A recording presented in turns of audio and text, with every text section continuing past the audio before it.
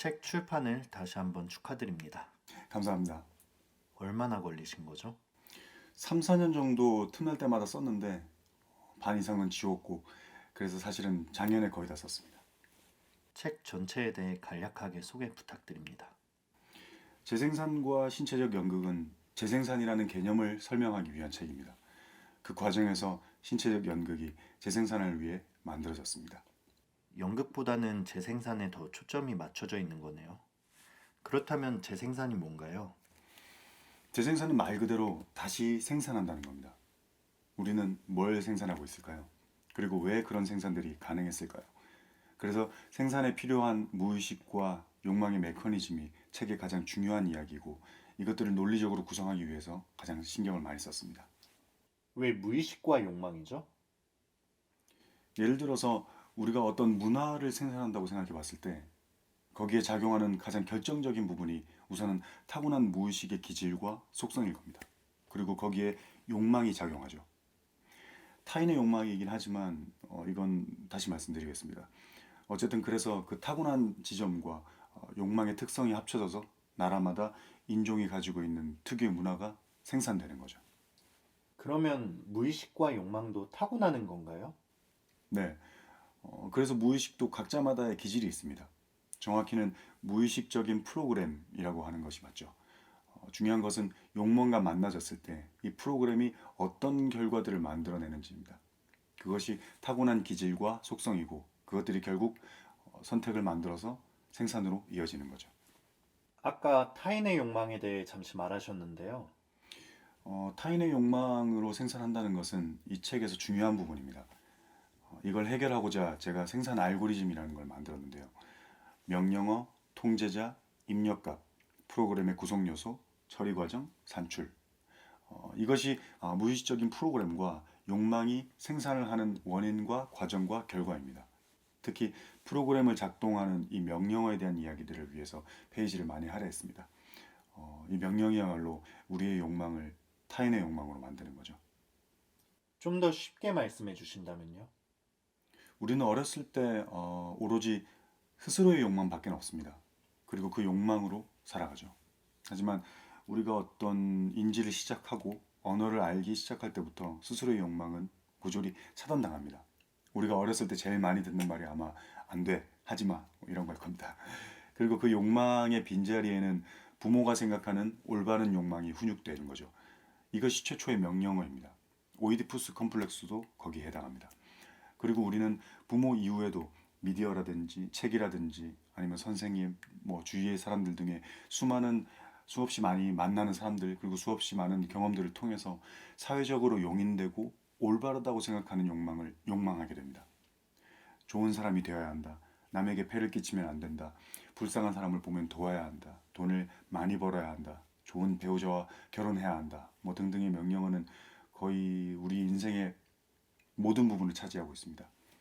때로는 이 명령어가 잘못 작동하거나 거기에 대한 죄책감이 커지면 정신질환으로 이어지기도 하죠. 때문에 우선 명령어는 타인의 욕망입니다. 그래서 프로그램도 타인의 욕망으로 작동하죠. 하지만 그렇다면 명령어는 다 맞는 말 아닌가요? 네, 맞습니다. 예를 들어서 좋은 사람이 되어야 한다는 맞는 말입니다.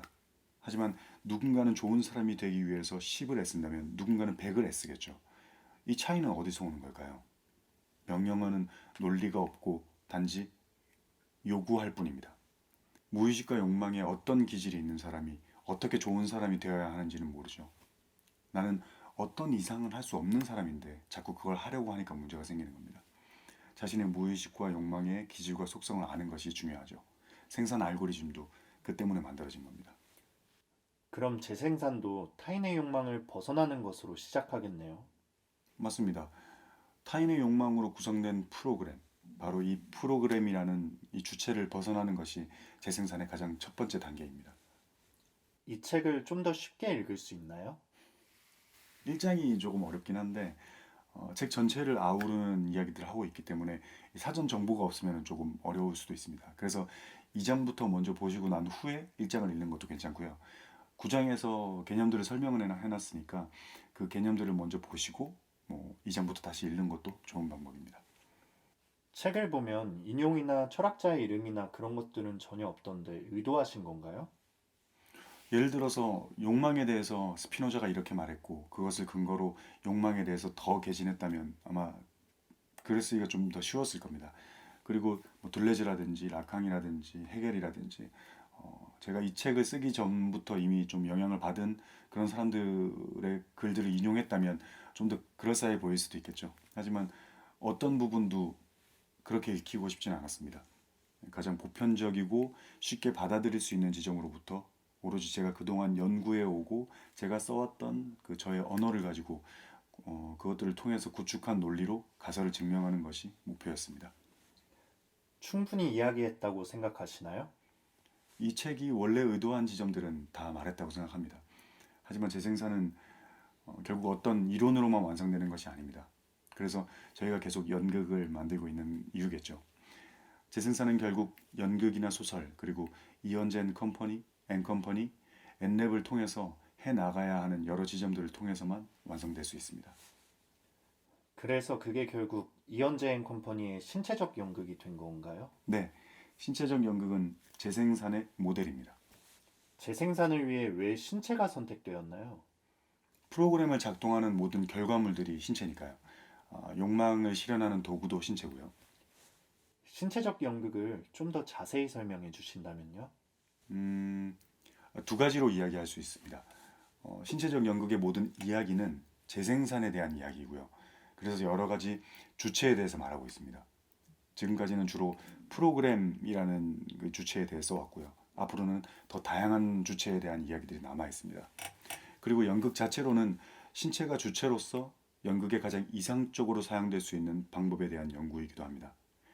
몸을 감정적인 지점과 이성적인 지점으로 같이 드러나게 하는 건데요. 움직임이라는 것이 이미 자체적으로 좀 추상적이긴 하지만 감정적인 부분들을 건드리게 되는데 거기에 보다 신체를 텍스트화 시킴으로써 연극의 전체 서사에 잘 부합될 수 있는 몸과 이야기를 만드는 것입니다. 네. 그럼 이 정도에서 마무리할까요? 네, 앞으로 여기 밤에 써낸 문장을 통해서 재생산과 신체적 연극뿐만 아니라 보다 다양한 이야기들을 할 예정입니다. 감사합니다.